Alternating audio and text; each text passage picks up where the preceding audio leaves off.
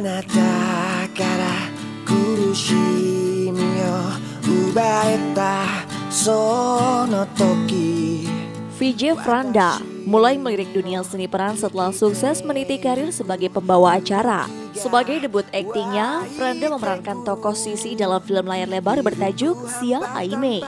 Franda mengaku mengalami kesulitan selama akting dalam film tersebut.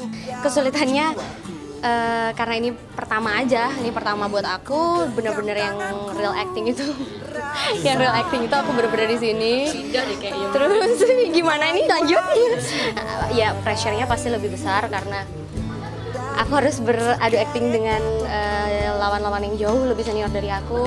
Kemudian pakai bahasa Mandarin pula. Yang notabene sebenarnya aku nggak bisa.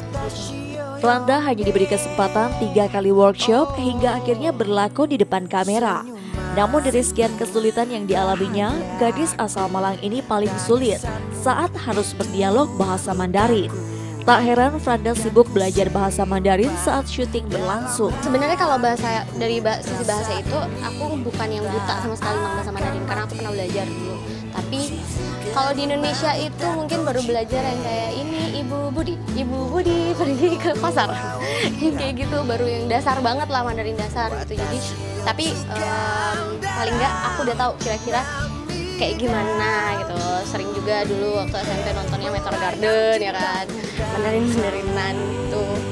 Cuman belajarnya agak-agak ngebut sih memang karena proses dari tahu dapet workshop sampai produksi itu agak-agak mepet. Sebenarnya bahasa Mandarin yang susah adalah nada, karena kalau kita kan nggak ada nadanya sama sekali. Kalau dia tuh beda nada udah beda arti, kata yang sama padahal gitu, dan itu susah banget ngikutin nadanya.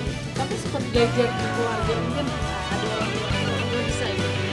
Orang tua yang bisa cuma mama, itu pun nggak terlalu jago juga karena memang nggak dipakai kalau untuk sehari-hari di rumah itu nggak dipakai.